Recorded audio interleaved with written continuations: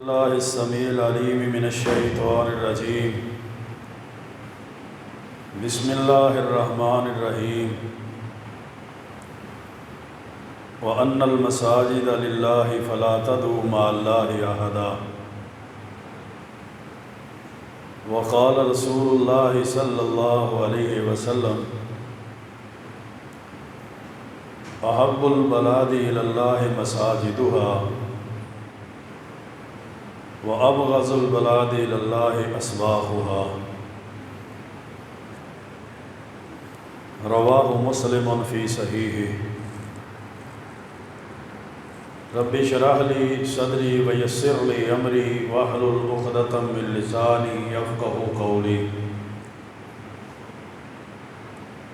رب زدنی علما سبحانک لا علم لنا الا ما علمتنا انک انت العلیم الحکیم اللہم صلی وسلم علی نبینا محمد وعلی آلہ وبارک وسلم وصلی علیہ۔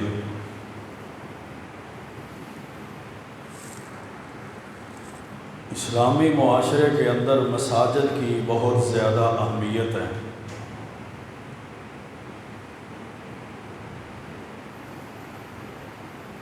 جہاں پر اس کا تعلق عبادات کے ساتھ ہے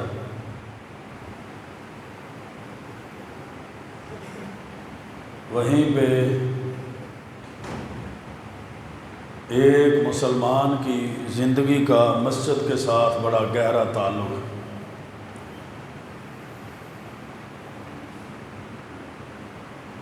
اس لیے پوری روئے زمین کے اندر سب سے زیادہ فضیلت والی،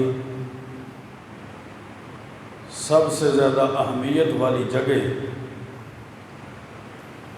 اور اللہ کے ہاں سب سے زیادہ محبوب جگہیں اللہ کی مسجدیں۔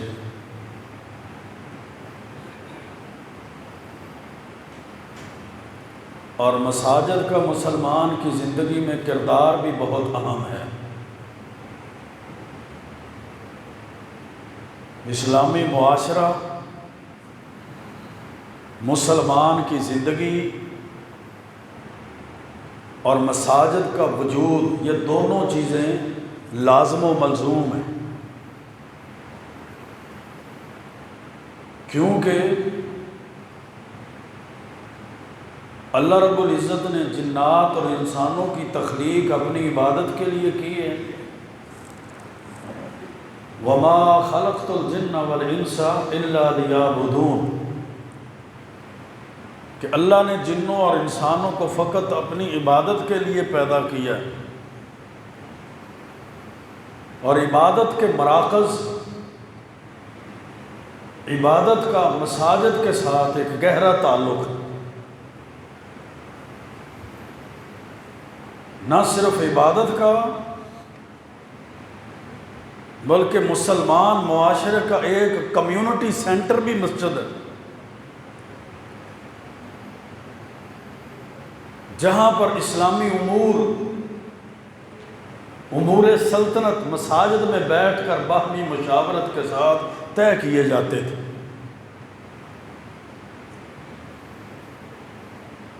کسی بھی علاقے اور شہر کی مسجد، وہاں صرف مرلوں اور کنالوں پر محیط ایک بلڈنگ نہیں ہوتی، بلکہ یہ اسلامی تشخص کو اجاگر کرنے کا ایک مرکز ہے۔ یہ اللہ کی عبادت کی ایک جگہ ہے، اور صرف یہ عبادت کی ہی جگہ نہیں، بلکہ پوری روئے زمین کے اندر اللہ نے اگر کسی جگہ سے محبت کی ہے، اللہ کے ہاں زمین کا کوئی ٹکڑا محبوب ہے تو وہ صرف مسجد والی جگہ ہے جو اللہ کے ہاں محبوب ہے۔ جس طرح صحیح مسلم کے اندر حدیث ہے، رسول اللہ صلی اللہ علیہ وسلم سے سوال کیا گیا، اللہ کے محبوب پیغمبر پوری روئے زمین پر اللہ کون سی جگہوں سے محبت کرتا ہے، کس جگہ کی اہمیت اور فضیلت سب سے زیادہ ہے؟ آپ نے فرمایا جبریل وحی لے کر آئے گا تو میں جبریل سے پوچھوں گا۔ حضرت جبریل امین علیہ السلام ایک دن وحی لے کر آئے، اللہ کے محبوب پیغمبر علیہ السلام نے پوچھا جبریل زمین کا کون سا ایسا ٹکڑا اور حصہ ہے، روئے زمین میں کون سی ایسی جگہ ہیں جن سے اللہ محبت کرتا ہے؟ فرمایا محبوب پیغمبر میں اللہ کے پاس جاؤں گا تو اللہ سے یہ سوال پوچھوں گا کہ اللہ کی محبوب جگہ کون سی ہیں، اللہ کن جگہوں سے محبت کرتا ہے، روئے زمین پر کون سا ایسا حصہ ہے جو اللہ پسند کرتا ہے؟ حضرت جبریل امین علیہ السلام فرشتوں کے سردار فرشتے اللہ کے پاس گئے، اللہ رب العزت نے دریافت کیا، اللہ رب العزت نے جبریل کو بتایا، حضرت جبریل اللہ کے رسول علیہ السلام پہ وحی نازل فرماتے ہیں، اور کیا فرمایا؟ احب البلاد الی اللہ مساجدها، محبوب پیغمبر پوری روئے زمین پر اللہ جن جگہوں سے محبت کرتا ہے، جو جگہ اللہ کو سب سے زیادہ محبوب ہیں، جن جگہوں کی فضیلت اور اہمیت سب سے زیادہ ہے، وہ اللہ کی مسجدیں ہیں۔ وَأَبْغَضُ الْبَلَادِ إِلَى اللَّهِ أَسْوَاقُهَا، اور جن جگہوں سے اللہ نفرت کرتا ہے، جو مبغوض ہیں، اللہ کی ناپسندیدہ ترین جگہ ہیں روئے زمین میں، وہ بازار ہیں۔ گویا بازار یہ اللہ کی ناپسندیدہ جگہیں، نافرمانی کے مراکز ہیں، آوارہ گردی کے مراکز ہیں، جھوٹ فراڈ اور دھوکے کی جگہیں ہیں، آوارہ نظریں ہیں، آوارہ زبان ہیں، اور اللہ کی محبوب جگہ مسجدیں، کیونکہ جہاں اللہ کی عبادت ہوتی ہے، اس خالق اور مالک کی عبادت ہوتی ہے جس خالق اور مالک نے یہ ان گنت مخلوق کو جنات اور انسانوں کی شکل میں فقط اپنی عبادت کے لیے پیدا کی۔ لیکن آج انفرادی طور پر اور اجتماعی طور پر جب ہم اپنے معاشرے پر نظر دوڑاتے ہیں تو جن جگہوں کی اللہ کے ہاں خالق اور مالک کے ہاں سب سے زیادہ فضیلت، اہمیت اور محبوب جگہ تھی، آج ہمارے نزدیک وہ حقیر جگہ بنی ہوئی ہیں، اور جو مبغوض جگہ تھی، گندی جگہ تھی، نافرمانی والی جگہ تھی، وہ ہمارے ہاں بڑی فضیلت والی اور بڑی اہمیت والی جگہ بنی ہوئی۔ آپ نے پچھلے دنوں میں سوشل میڈیا کے ذریعے سے اور الیکٹرانک میڈیا کے ذریعے سے یہ خبروں کو پڑھا ہوگا کہ حکومت نے صرف اسلام آباد کے اندر جو بڑے بڑے روڈ کے ساتھ گرین بیلٹ بنا رہے ہیں، جو ان کی خوبصورتی کے لیے باغات لگا رہے ہیں، درخت لگا رہے ہیں، ان میں آنے والی 50 مساجد کا نوٹیفیکیشن جاری کیا ہے کہ یہ خوبصورتی کے اندر رکاوٹ بنتی ہیں، ان کو آنے والے وقت میں گرا دیا جائے گا اور ان کی جگہ پر یہاں گرین بیلٹ تعمیر کیا جائے گا۔ یعنی مسلمان معاشرے میں مساجد خوبصورتی میں رکاوٹ کا ذریعہ ہے ان دجالوں اور فرعونوں کے نزدیک، حالانکہ اللہ کے ہاں یہ ایسی جگہ ہیں جس طرح زمین پہ رہنے والا بندہ رات کی تاریکی میں آسمان پہ ستاروں کو چمکتا ہوا دیکھتا ہے، اس طرح آسمان سے پوری روئے زمین پر وہ جگہیں روشن نظر آتی ہیں ستاروں کی طرح، جہاں مساجد ہیں، مسجدوں کی جگہیں آسمان سے اس طرح رونق والی اور روشن نظر آتی ہیں۔ تو میرے بھائیوں، دوستوں اور بزرگوں، فتنوں والا دور ہے، مادہ پرست دور ہے، اور مادہ پرست دور کا عروج ہے، اتنی مادہ پرستی پچھلے کسی دور میں نہیں تھی جتنی اس دور میں آ چکی ہے۔ مال ہونا چاہیے، مال کے لیے رشتوں کی پامالی، مال کے لیے وزارتیں اور مشارتیں، اور اپنے ایمان کو، اپنے اسلام کو بیچنے کے لیے ہر وقت ایک شخص تیار ہے۔ تو اس مادہ پرستی دور میں انسان اسلام کے ساتھ جڑ کر، دین اور شریعت کے ساتھ اپنے تعلق کو مضبوط کر کے اور قرآن و سنت پر چل کے ہی صرف کامیاب ہو سکتا ہے، ورنہ وہ فتنوں کی بھیڑ چڑھ کے، ان سیاسی پنڈتوں کی بھیڑ چڑھ کے اپنے اپنے گروہوں، فرقوں اور جماعتوں کے فتنوں کا شکار ہو کے اپنے ایمان اور اسلام سے ہاتھ دھو بیٹھے گا۔ جہاں اسلام کی بات آئے گی، یہ ایک مسلمان کا نظریہ ہونا چاہیے کہ جہاں اللہ اور اس کے رسول کی بات آئے گی، اللہ اور اس کے رسول کی تعلیمات آئے گی، وہاں خاندان کے رواج کو نہیں دیکھا جائے گا، وہاں اپنے باپ دادا کے دین اور طور طریقے کو نہیں دیکھا جائے گا۔ جہاں اسلام اور دین کی شریعت کی بات آئے گی، وہاں اپنی اپنی سیاسی اور مذہبی جماعتوں کی وابستگی کو نہیں دیکھا جائے گا۔ جہاں اسلام اور دین کی بات آئے گی، وہاں اپنے گروہوں اور فرقوں کو، اپنی قومیت اور علاقائی نظام کو نہیں دیکھا جائے گا۔ صرف اور صرف مسلمان دیکھے گا تو شریعت کو دیکھے گا، اسلام کو دیکھے گا، دین کو دیکھے گا۔ اگر وہ شریعت، دین، اسلام کو پسے پشت کر کے ان دنیا اور دنیا کے گروہوں سے اپنی برادری کے رسم و رواج اور باپ دادا کے دین سے محبت کرے گا تو پھر اس کا ایمان، اس کا اسلام، اس کا دین اس کے دل سے نکل جائے گا۔ میرے بھائیوں،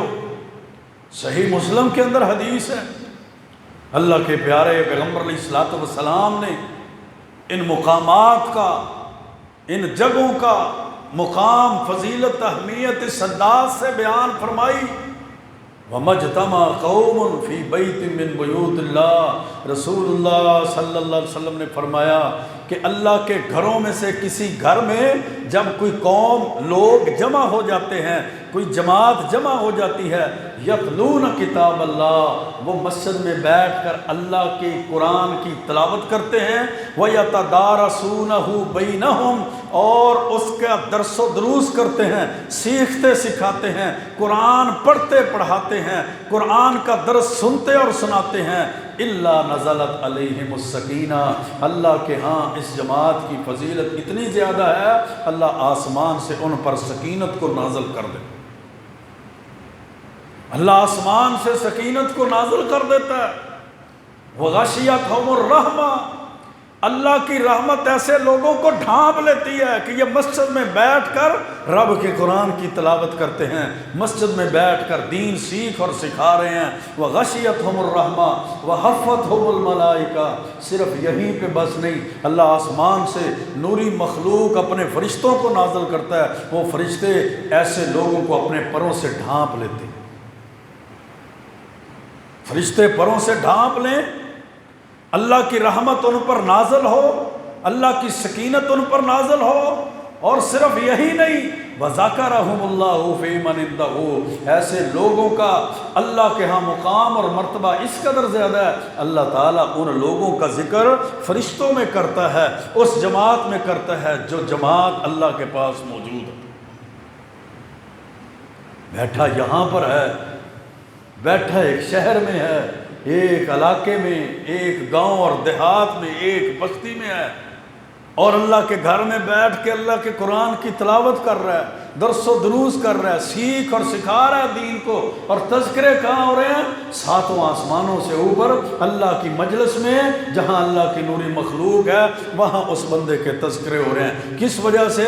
مساجد کے ساتھ تعلق، اور مسجد میں بیٹھ کر ذکر و اذکار اور درس و دروس اور دین سیکھنے اور سکھانے اور قرآن کی تلاوت کی وجہ سے۔ پھر اللہ کے رسول علیہ الصلوۃ والسلام نے فرمایا، سلسلہ حدیث صحیحہ کی حدیث ہے، صرف دنیا کی فضیلت نہیں، اس عمل اور جگہ کا مقام مرتبہ صرف دنیاوی لحاظ سے نہیں بلکہ آخرت کے لحاظ سے بھی ہے میرے بھائیوں، قیامت کے دن کے لحاظ سے بھی ہے۔ سلسلہ احادیث صحیحہ کے اندر حدیث ہے، اللہ تعالیٰ قیامت کے دن فرمائے گا ان اللہ لا ینادی یوم القیامہ این جیرانی، اللہ منادی کرے گا میرے پڑوسی کہاں ہیں، این جیرانی، میرے پڑوسی کہاں ہیں؟ فرشتے کہیں گے ربنا ومن ینبغی ان یجاورک، اے ہمارے رب یہ کس کی شان کے لائق ہے، یہ کس کے لیے لائق اور مناسب ہے کہ تیرا پڑوسی بنے؟ یہ دنیا میں کون سا ایسا شخص تھا کہ جو تیرا پڑوس اختیار کرے، تیرا پڑوسی بن سکے؟ اللہ فرمائیں گے این عمار المساجد، مساجد کو آباد کرنے والے کہاں ہیں؟ وہ میرے پڑوسی ہیں، آج قیامت کے دن ان کو میں اپنا پڑوس عطا کروں گا۔ مساجد کو آباد کرنے والے صبح بھی آتے، ظہر کو بھی آتے، عصر کو، مغرب کو، عشاء کو آتے، مساجد کا خیال رکھتے، مساجد میں آ کر نمازوں کی پابندی کرتے، نفل و نوافل اور ذکر و اذکار کا اہتمام کرتے، مساجد کی صفائی کا اہتمام کرتے، مساجد کی نگہبانی اور نگہداشت کرتے۔ اتنی عظیم عمل، اتنا عظیم عمل ہے، اتنی عظیم عبادت ہے کہ کل قیامت کا دن ہوگا، سارے فرشتے اللہ کی بارگاہ میں موجود ہوں گے، سارے جنات اللہ کی بارگاہ میں موجود ہوں گے، اربوں کھربوں انسانوں کا امڑتا ہوا سمندر یہ اللہ کی بارگاہ میں موجود ہوگا۔ اللہ ایسے لوگوں کو آواز دے گا جو دنیا میں مساجد کو آباد کیا کرتے تھے، اللہ فرمائے گا این جیرانی، میرے پڑوسی کدھر ہیں جو دنیا میں مسجدوں کو آباد کرنے والے تھے؟ کسی چودھری کی چودراہٹ کا ذکر نہیں ہے، کسی وزیر کی وزارت کا ذکر نہیں ہے، کسی مالدار کے مالدار اور مال کا ذکر نہیں ہے، کسی عہدے دار کے عہدے کا میرے بھائیوں ذکر نہیں ہے کہ یہ دنیا میں سب سے بڑا عہدہ رکھتا تھا، دنیا میں یہ سب سے زیادہ مال کا مالک تھا، دنیا کے اندر سب سے زیادہ یہ اختیارات اور طاقتوں والا تھا، آئے آج میں اس کو اپنا پڑوس عطا کروں۔ اللہ کا پڑوس قیامت کے دن کچھ کو ملے گا جو دنیا میں مساجد کے ساتھ تعلق رکھتے تھے، مساجد کو آباد کرنے والے تھے، مساجد کی آبادی کا سبب بنتے تھے، نہ کہ مساجد کی ویرانی اور مساجد کی جو تباہی کا سبب بنتے تھے۔ اسی لیے تو پیارے پیغمبر علیہ السلام نے خوشخبری دی ہے، ورنہ جتنی مرضی بندہ بلڈنگیں بنا لے، جتنے مرضی ٹاؤنز سوسائٹیاں بنا لے، جتنی مرضی کوٹھیاں بنا لے، کوئی خوشخبری نہیں ہے کہ اس کے اتنے گھر بن چکے ہیں، اس کے لیے بشارتیں ہیں، اس نے اتنی ہاؤسنگ کالونیاں بنا لی ہیں، اس کے لیے بشارتیں نہیں۔ میرے بھائیوں، صرف ایک بندے کے لیے محبوب پیغمبر علیہ السلام نے بشارت دی ہے، صحیح بخاری کی حدیث ہے کہ من بنا للہ مسجدہ، جو دنیا میں اللہ کی رضا کے لیے مسجد کو تعمیر کرتا ہے، بن اللہ لہ بیتا فی الجنہ، اللہ اس بندے کا گھر جنت میں تعمیر کر دیتا۔ یہ جنت کا گھر، جنت کا محل، جنت کے اندر کوٹھی، جنت کی ہاؤسنگ کالونی کے اندر اپنا پلاٹ اور اپنی بلڈنگ، اپنی کوٹھی اور محل بنانے کا کیا سبب اور ذریعہ ہے، کیا عمل ہے کہ دنیا میں وہ مسجدوں کی تعمیر کرے، اللہ اس کے گھروں کی تعمیر جنتوں میں کر دے گا۔ اور دوسری روایت میں ہے وہ مسجد اپنی طاقت کے مطابق بنائے، اللہ رب العزت اس سے بڑھ کر اس کا گھر جنت میں بنا دے گا۔ کتنی فضیلت ہے، کتنا میرے بھائیوں مقام اور مرتبہ ہے، کتنی عظمت ہے اس جگہ کی، جگہ کے ساتھ تعلق کی، اس جگہ پہ اپنا مال خرچ کرنے کی، اس جگہ پہ اپنا وقت دینے کی، اس جگہ کے لیے اپنی زندگی کو صرف کرنے کی کس قدر اہمیت اور فضیلت ہے۔ اس کا تعلق صرف اس کی دنیاوی زندگی اور موت تک نہیں رہے گا، بلکہ یہ ایسے اعمال میں سے ہے جس کا اللہ صدقہ جاریہ، جس کا اللہ ثواب اور اجر اس کی موت کے بعد قبر کی زندگی میں بھی اس کو دے گا۔ جس طرح ابن ماجہ کے اندر حدیث ہے، پیارے پیغمبر علیہ السلام نے فرمایا ان مما یلحق المؤمن من عملہ وحسناتہ بعد موتہ، بے شک وہ اعمال جو ایک مومن مسلمان کو اس کی موت کے بعد بھی ان کا اجر پہنچتا ہے، ان کا ثواب پہنچتا ہے، اس کے لیے صدقہ جاریہ ہیں، قبر کی زندگی میں بھی اس کو نیکی ملتی رہتی ہے۔ ان میں سے کیا ہے؟ ایک عمل علماً علمہ و نشرہ، دین کا علم ہے، اس نے لوگوں کو دین سکھایا ہے، دین پھیلایا ہے، دین کی دعوت دی ہے، دین کی تبلیغ کی ہے، قرآن اور سنت سکھاتا رہا ہے۔ اس کے مرنے کے بعد بھی اس علم کا فائدہ اس کو ملے گا کہ قبر کی زندگی میں بھی اس کو اجر اور ثواب اس کے لیے جاری رہے گا۔ وَوَلَدًا صَالِحًا تَرَكَهُ، یہ فوت ہوا اور اپنے پیچھے نیک اولاد چھوڑ کر گیا، مال و دولت، روپیہ پیسہ، تعلقات، وزارتیں، مشارتیں، عہدے نہیں، نیک اولاد چھوڑ کر گیا ہے کہ اس کی اولاد دین پر چلنے والی تھی، نمازیں پڑھنے والی تھی، روزے رکھنے والی تھی، حج کرنے والی، زکوٰۃ دینے والی تھی، ذکر اذکار اور قرآن کی تلاوت کرنے والی تھی۔ ایسی اولاد کو پیچھے چھوڑ کر گیا ہے۔ اگر ایسی اولاد کو چھوڑ کر مرا ہے تو یہ صاحب اولاد ہے، اگر ایسی اولاد کو چھوڑ کر فوت نہیں ہوا اور اس کی اولاد بے عمل اور بد عمل ہے تو یہ ایسے ہی مرا ہے جیسے بے اولاد مرا۔ نیک اولاد چھوڑ کر گیا،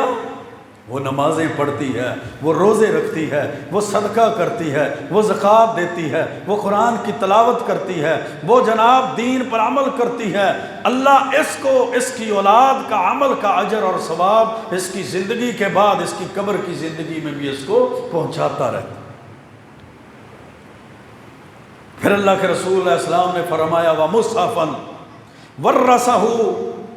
اس نے قرآن پاک کا نسخہ کسی کو دیا، وہ مصحف کا، قرآن کے نسخے کا وارث بنا کر گیا، اس کی طرف سے قرآن عطا کیے گئے۔ لوگ پڑھتے ہیں، مسجدوں میں دیتے ہیں، مدارس میں دیتے ہیں، نمازیوں کے لیے رکھتے ہیں۔ جب تک نمازی اس کا دیا ہوا نسخہ پڑھتے رہیں گے، قرآن کی تلاوت کرتے رہیں گے، طالب علم مسجد اور مدرسے میں پڑھتا رہے گا، اس کو اس کے نسخے کی وجہ سے، قرآن کے مصحف کی وجہ سے اس کو ثواب اور اجر ملتا ہے۔ کس وجہ سے؟ قرآن کریم کے نسخے کی وجہ سے۔ یہ نہیں آپ کتنے قرآن دیتے ہیں، آپ کتنی منزلیں دیتے ہیں، آپ کتنے پارے دیتے ہیں، میری 7 منزلیں لکھ لیں، میرے 10 پارے لکھ لیں، میں 5 قرآن دیتا ہوں، وہ سارے اکٹھے کیے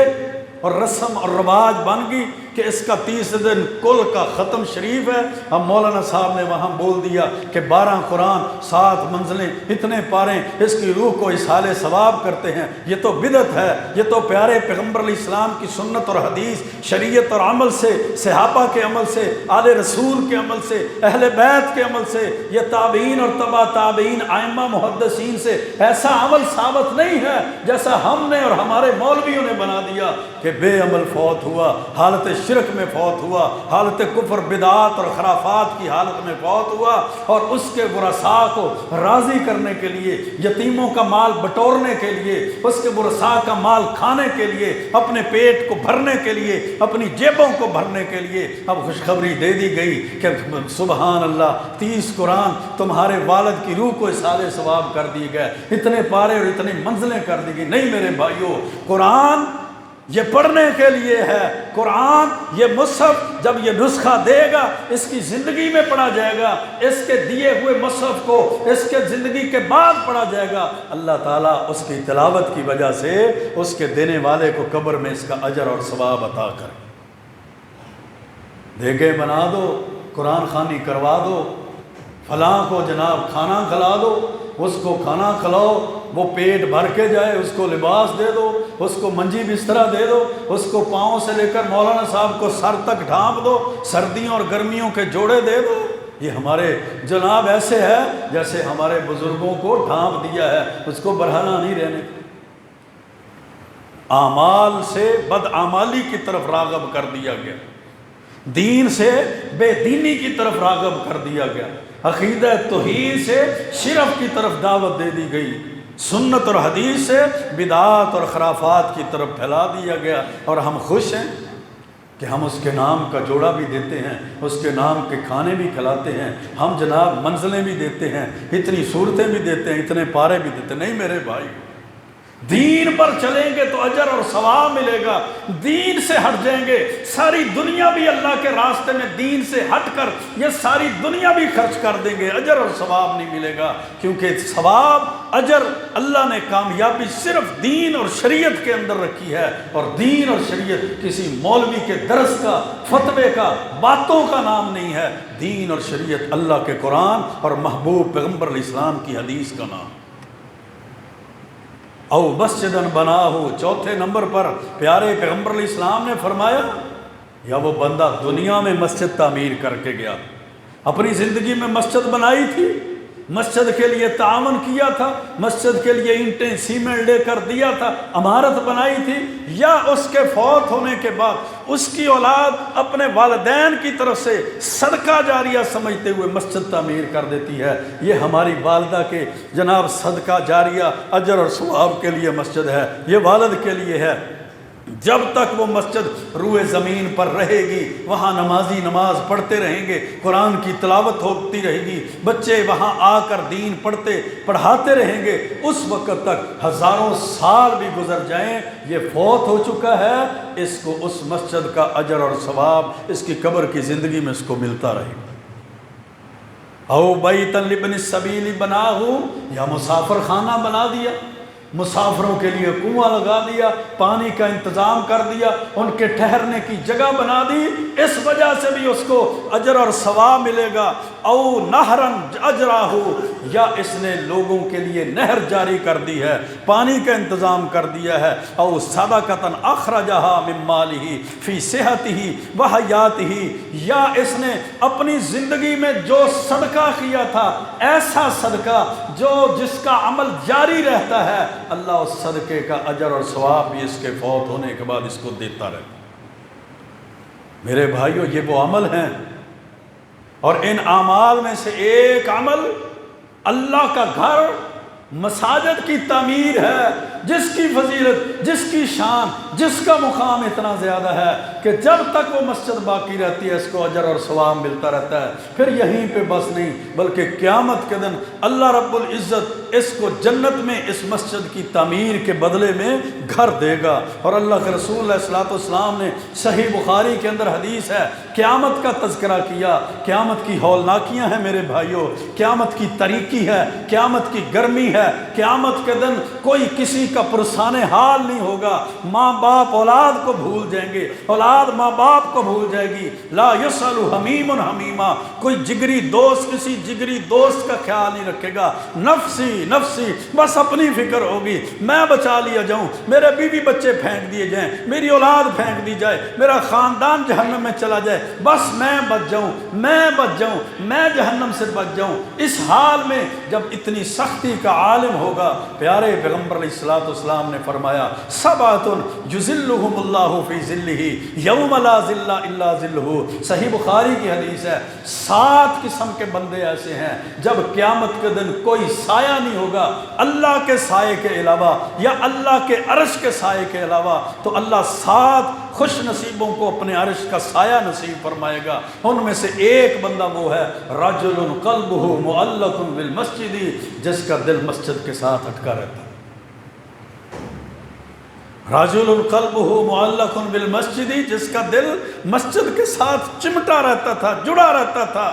نماز کا ٹائم ہے، اذان کا ٹائم ہے، مسجد کا خیال رکھنا ہے، مسجد میں جانا ہے، نفل و نوافل پڑھنے ہیں، مسجد میں جا کر مسجد کی آبادی کا خیال کرنا ہے، مسجد کی طہارت کا، صفائی کا، ستھرائی کا انتظام کرنا ہے۔ اللہ اس عمل کی وجہ سے اس کو اتنا اجر دیتے ہیں، اتنا راضی ہوتے ہیں کہ کل قیامت کے دن کوئی سایہ نہیں ہوگا، اللہ رب العزت اس کو اپنے عرش کا سایہ اس عمل کی وجہ سے نصیب فرما دے۔ اور پھر میرے بھائیوں، اللہ کے پیارے پیغمبر علیہ الصلوۃ والسلام کے عمل نے اس کام کی فضیلت، اہمیت کو بیان کیا، جس طرح صحیح بخاری کے اندر حدیث ہے، حضرت ابو ہریرہ رضی اللہ تعالیٰ عنہ فرماتے ہیں کہ ایک سیاہ حبشی آدمی یا حبشی عورت مسجد کی صفائی کا خیال کرتی تھی، کانت تقوم المسجد، مسجد کی صفائی کرتی تھی، مسجد کی آبادی کا نگہبانی کرتی تھی، نگہداشت کرتی تھی۔ ایک رات وہ فوت ہوئی، تاریکی رات تھی،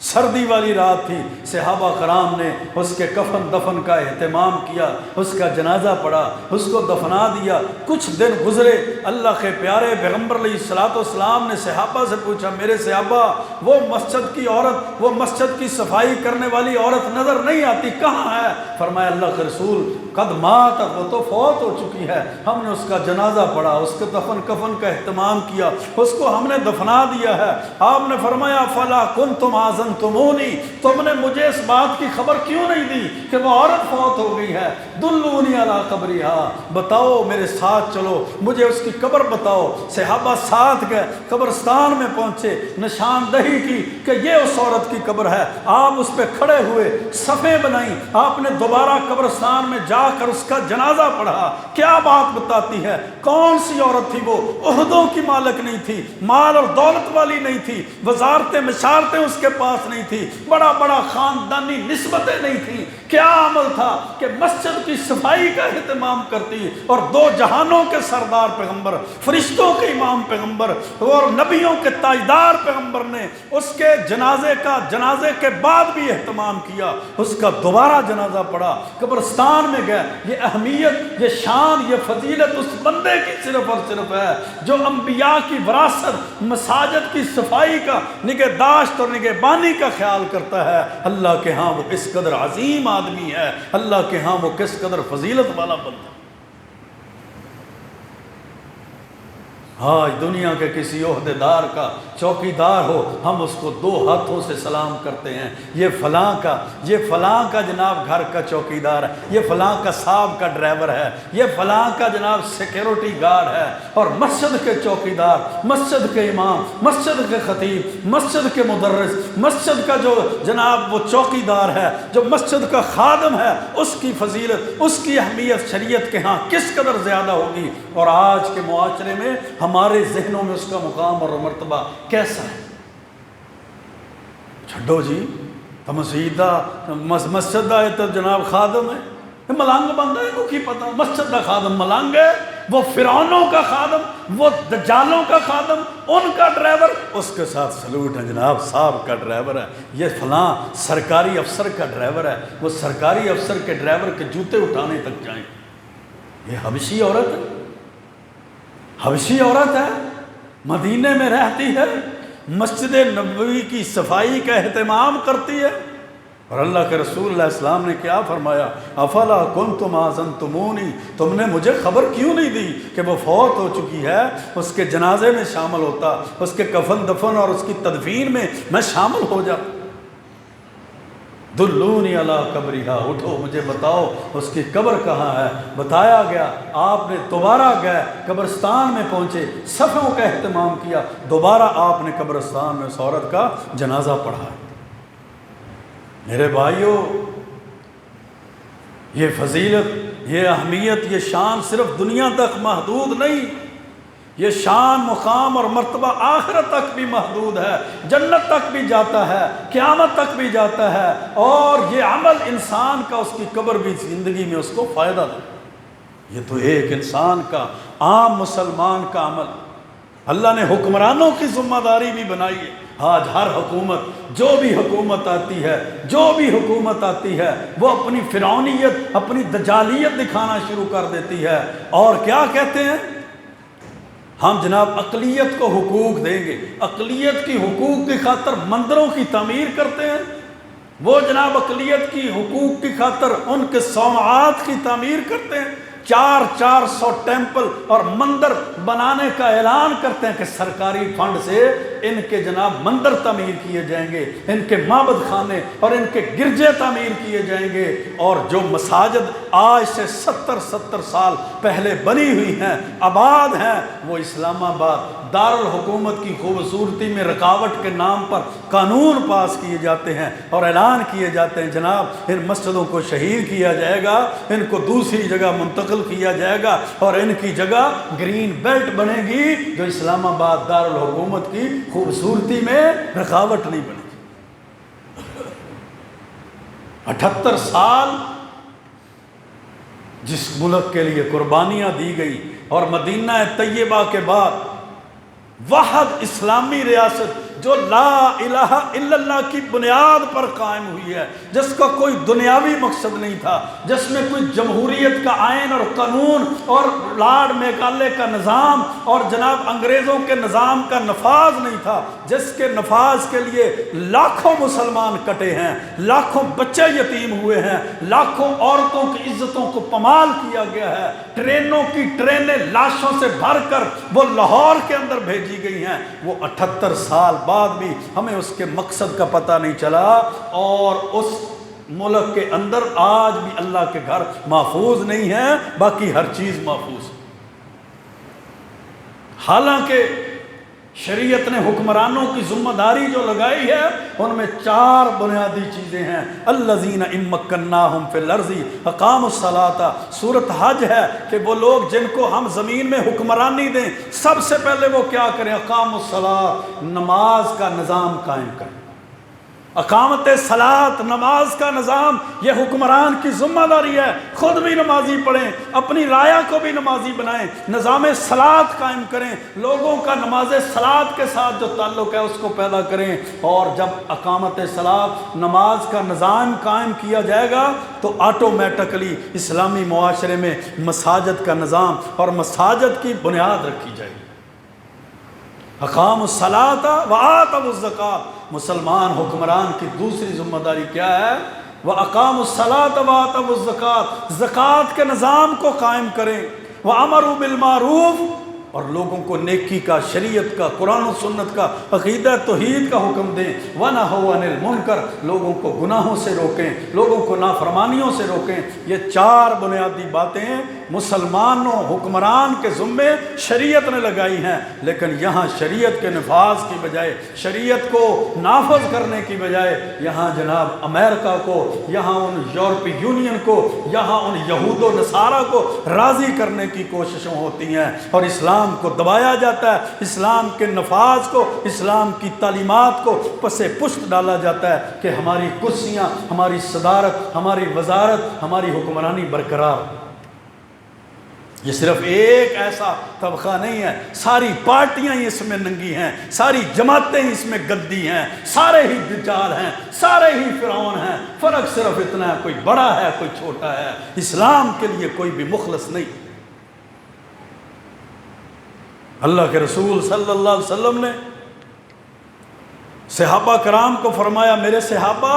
عرضت علی اعمال امتی، میری امت کے اعمال کو اللہ نے میرے سامنے پیش کیا، میری امت کی نیکیوں کو بھی پیش کیا، میری امت کے گناہوں کو بھی پیش کیا۔ میری امت کی نیکیوں میں سے یہ بھی نیکی تھی کہ تکلیف دہ چیز کو راستے سے ہٹا دینا، راستوں کو صاف کرنا، راستوں کو درست کرنا، گلیوں بازاروں کو درست رکھنا، لوگوں کو تکلیف نہ پہنچے۔ میری امت کی نیکیوں میں سے یہ بھی نیکی تھی، اور گناہوں میں سے اور نافرمانیوں میں سے یہ بھی نافرمانی تھی کہ مسجد کی صفائی کا اہتمام نہ کیا جائے، مسجد میں تھوک یا ناک کا بلغم اور ریشہ پھینک دیا جائے، اللہ کے ہاں یہ نافرمانی۔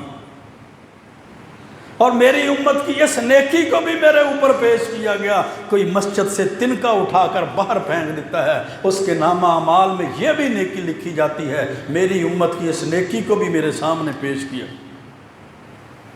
اسی لیے تو میرے بھائیوں، اللہ نے مقام اور مرتبہ رکھا ہے، فضیلت رکھی ہے کہ ایک بندہ گھر سے نکلتا ہے، ابو داؤد کے اندر حدیث ہے، وضو کر کے مسجد میں آتا ہے نماز پڑھنے کے لیے، من خرج من بیتہ متطہرا، پیارے پیغمبر علیہ السلام نے فرمایا جو اپنے گھر سے باوضو ہو کر مسجد میں نماز کے لیے آتا ہے وہ ایسے ہی ہے کحجر العاج المحرمی، جس طرح احرام باندھ کر بندہ حج کی طرف جاتا ہے اس کی فضیلت اجر اور ثواب ہے، اس طرح اس بندے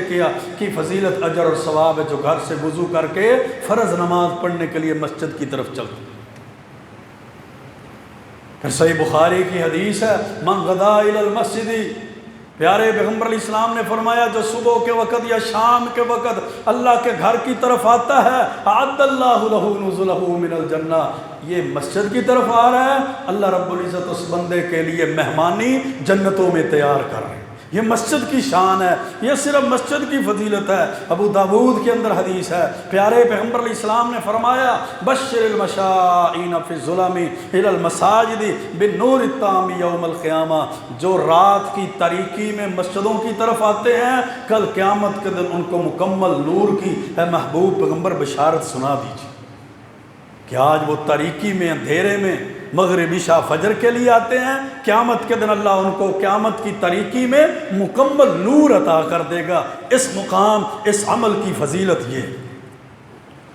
آئیے میرے بھائیوں، کامیابی